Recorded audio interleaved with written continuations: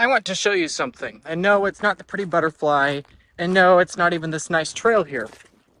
What I want to show you in this video is right over there. I don't know if you can see it on camera, but there was a ditch right beyond these plants, this underbrush right here. There was a ditch right over there. You might be able to see that. And yes, this is related to Bitcoin. And yes, Bitcoin number go up, all that wonderful stuff. But you need to understand what's going on in this ditch here. Because what happened in this ditch is that dozens of people died in this ditch right here. The ditch goes on and on and on around there, and it comes around over here. Now, why on earth? How do I know that, right? This is not just any ditch and just any woods. This is a ditch from the American Civil War. Now, if you're watching this, you probably watch my other videos, you know I talk a lot about Bitcoin. I'm not just a money nerd, though. I'm a pretty big history nerd.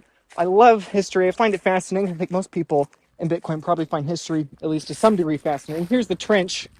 You can see it going along over there, coming over here. This was a Union trench, and the Civil War is so recent, the trench is still here. This is not a recreation. It's the actual freaking trench, okay? And people actually died here, okay? So, obviously, the Civil War was the largest conflict on American soil ever in history. If you want to, set aside the tens of millions of Native Americans and Indians that died as a result primarily of disease, or other conflicts. If you really want to categorize that, I guess you could say it's a bigger conflict.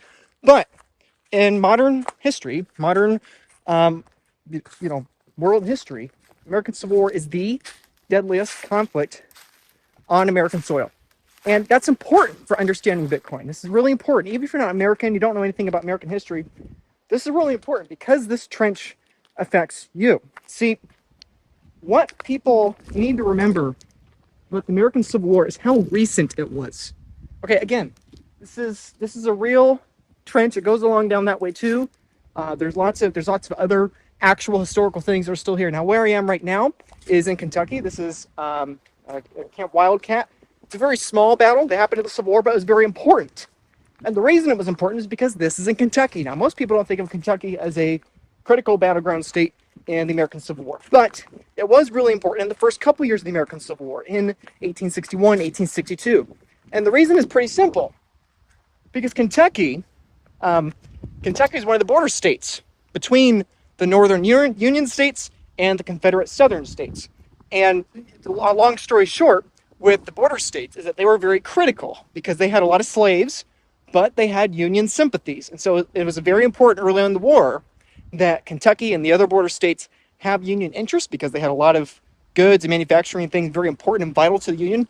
And just as important, they were key territories at being a buffer against the Confederates marching north towards Washington, towards Philadelphia, towards New York, and towards the northern cities, right? Because the only way the Confederate states, the Southern, the rebels, however you want to define them, the only way they were going to win the Civil War was by a war of attrition, was by wearing down the morale of the North. They could not compete with the infrastructure and the military might and the economy of the northern states. They absolutely could not. So the only way was to scare the North enough into capitulating into defeat, right? In very similar mannerism of what the American revolutionaries did in the American Revolutionary War against Britain. We could not beat Britain, but we could wear Britain down via destroying morale, and that was what the Confederates hoped to do too. And so it was extremely critical that the Union won Kentucky. And this right here, this literal spot where there are trenches where men died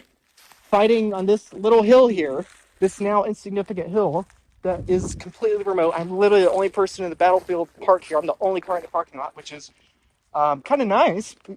It's nice and quiet, but it's also a little sad given there's a massive highway like 5 minutes away. But my larger point, why am I talking about this, and what does it have to do with Bitcoin? The thing that's important to understand is that why was this fought? Why are there trenches here? Why did men die here? Why were these cannons fought? It all comes down to property and property rights, okay? When you understand that the reason the South wanted to continue slavery was not because of the ownership of the people, it was because of the ownership of the products of the people's labor. That's really why you went to own the people. You start to understand why there was a massive incentive to control political currency. Okay, I'm not going to compare the moral evils and ills of modern political currency to that of slavery. I obviously am not. There's moral relevance in there, and obviously you can't compare human suffering one to the other. But it's important to keep in mind the vast majority of slaves, when the Civil War was fought, were not in the United States. They were not the single-digit millions of black, African Americans in the Southern American states. It was the tens of millions of people in the Caribbean, in Latin America, in South America. The vast majority of slaves were way outside United States borders. And actually, this was something that Lincoln and others in the United States proposed at a given time, is that we just solve the slavery problem by shipping them all back to Africa, right? Ship them all out to South America, right? This was, an initial proposition, many years before the Civil War. But what's important to understand is that this battle with this cannon, these deaths over here, is because of the competition over, are you sovereign over the energy you produce? And we believed at a time that if you have too much melanin in your skin, the answer was no. And so we fought that battle.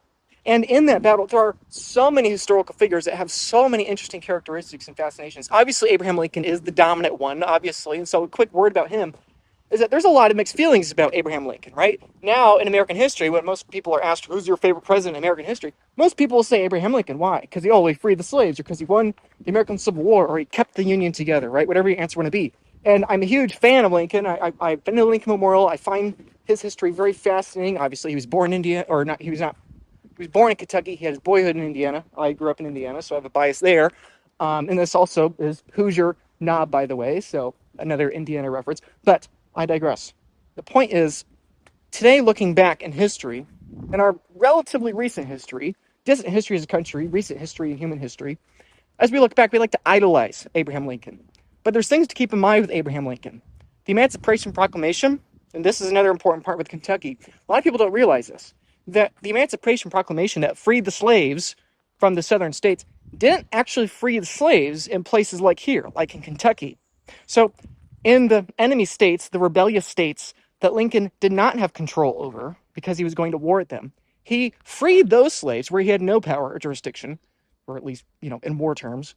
But in the states that the Union did have power and jurisdiction in, like Kentucky, they did not free the slaves. The Emancipation Proclamation did not entail the slaves within Union borders.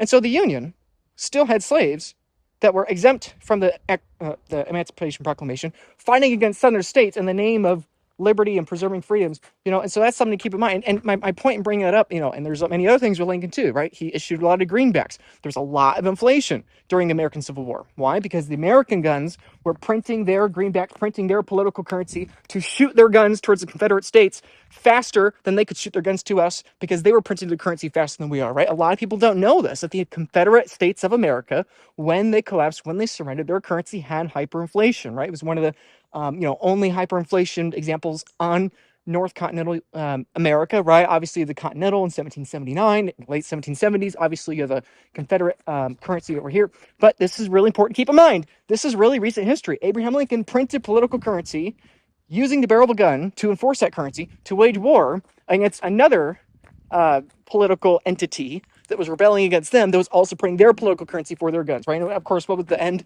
death toll? It was, hundreds of thousands of people, right?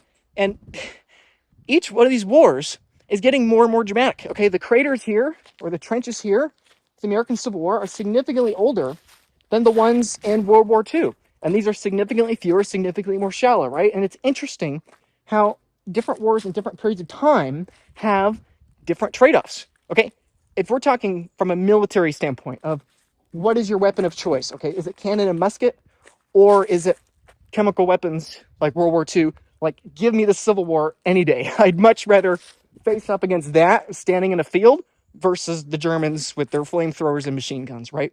In terms of disease, give me World War II over this any day, because the death toll from disease in the American Civil War was horrendous. It was awful. Way more people died from disease than from the bullets in the war, right? So it's interesting how, as war progresses, it gets more and more destructive, more and more terrifying in different ways.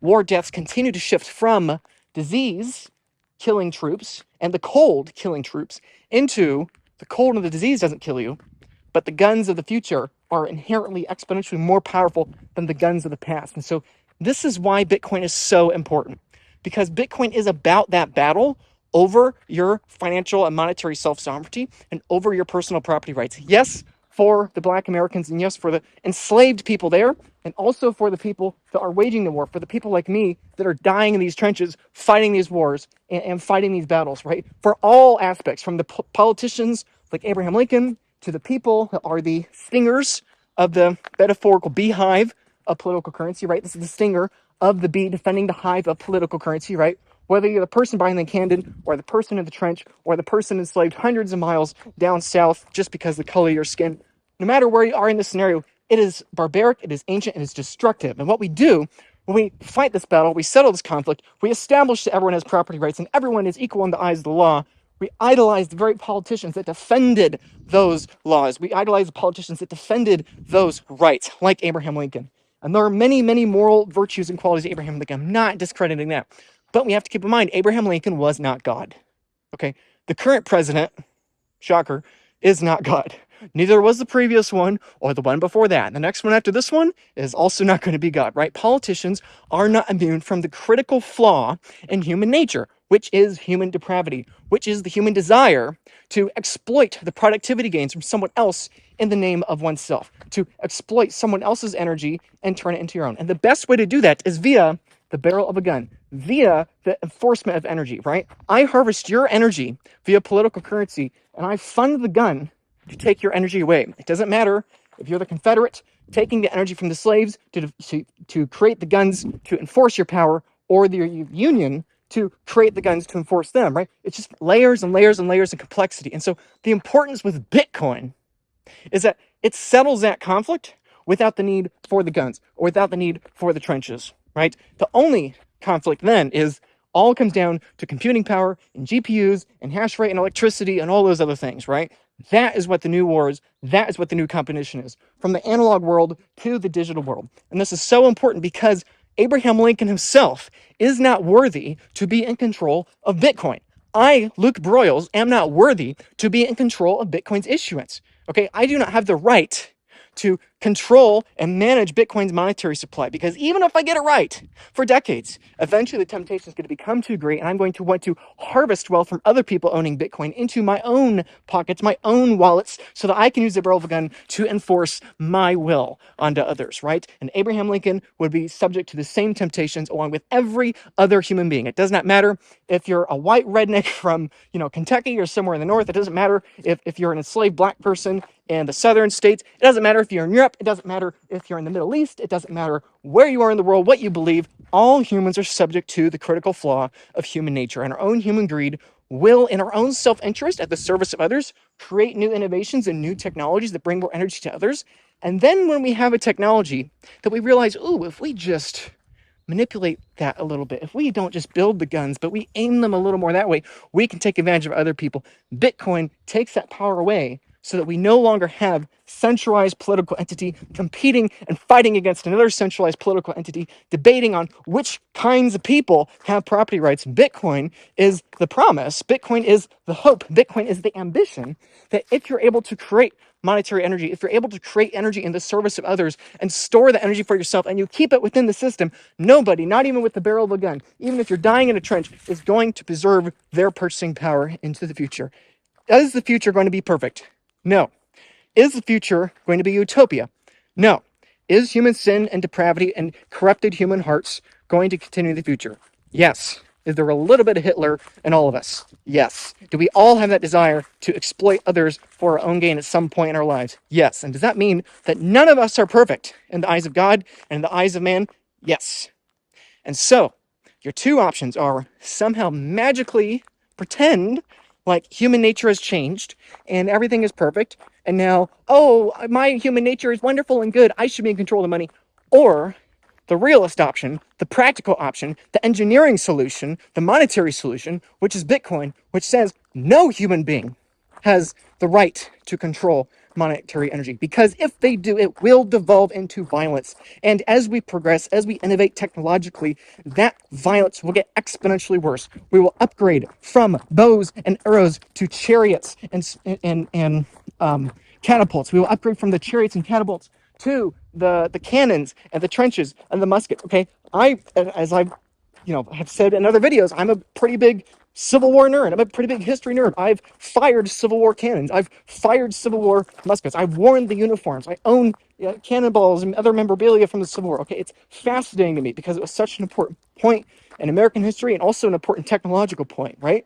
Some of the first machine guns, or now what we would call machine guns, were fought in the Civil War, right? The American Civil War was basically the precursor to World War I in many ways, right? It was only 40 or 50 years ahead of its time, at least technologically. It was one of the first wars after the Industrial Revolution. And my reason for making this video, my reason for talking about why Bitcoin is going up indefinitely in terms of political currency, is because a system that guarantees and sustains property rights and monetary sovereignty for all of its users without the necessity or the requirement of a barrel of a gun to enforce those laws in the first place is inherently going to be more valuable than this system, just purely from a technological standpoint.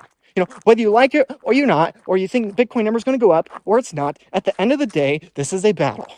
And this is a battle without guns. This is a battle of ideas. And the best idea is going to win. And I do believe that the best idea is not that we have to elect better leaders, even if they're Abraham Lincoln, no matter how wonderful of a political leader you create. The decentralized monetary system, without the need of interjecting a human being into that position of power in the first place, that system inherently is going to be worth more than the other system. It inherently is going to save millions, if not tens of millions of lives, even if we don't have a utopia in the future, even if things aren't perfect in the future, even if we still have war in the future. At the very least, it's not going to be an inefficient, stupid, relentless war fighting over a decision that we can solve today with cryptography, with math, with objectivity, and a regrounding of truth for ourselves and for the rest of the world. So that's my pitch to you about Bitcoin today. Bitcoin is going to up. It's going up, up, up in terms of political currency. When? I don't know. How fast? I don't know. Am I going to trade it? No. Because I've got nothing to lose. If I was born a couple generations earlier, my life might have ended in that trench from some disease or from some bullet that gives me gangrene. I have to amputate a limb and I just bleed out. Maybe I get shot in the head. Like, I've got nothing to lose. Because at least I'm in the modern era where I thank God for the medicine I have, for the technology that other human beings have created in the service of others, and that there is a technological solution to disincentivize, lower the incentive for that kind of war in the first place. So that's why I'm here at the Civil War camp, the Civil War memorial here, to sort of pay homage to my obsession with the Civil War. Also, just because this is what people my age died for a few generations ago. And how can I do anything else how can I justify anything else other than fighting and fighting and fighting for advancing the orange front line? How can I do anything else when, if I don't, the probability, as slight as I'm improving the probability of returning to that goes up for my kids, for my future generations. Not just for my kids, but also for me. Not just for me, not just for my kids, but also for everyone else in the world, right? And this is the difference with political currency versus Bitcoin. Political currency is a zero-sum game. It has to reset every so often, and it will reset in war. Bitcoin is not a zero-sum game. And so it helps everyone simultaneously, instead of my interests being in conflict with your interests, and I will use whatever excuse necessary to justify that exploitation. Now, our interests can be aligned, because I know I can't harvest you technologically via this technological system that we both are using. That is why Bitcoin is important. That is why Bitcoin is skyrocketing definitely. And one final point to note: the national debt of the United States of America during the Civil War, this massive war, the single largest conflict on American soil in American history. National debt of the United States was $60 million. Okay, think about that. 60 million now to what, 35, 36 trillion, whatever it is. Like, we are creating more political currency forever. It's never going to stop unless we fix human depravity, or we find a workaround where we separate money from human depravity in the first place. That second option is Bitcoin, and that is the only option we have. And if you're not in Bitcoin for the mission, if you're only in it for the political currency number go up gains, you're going to be happy. It is going to go up, but understand you're missing a whole lot more of the picture.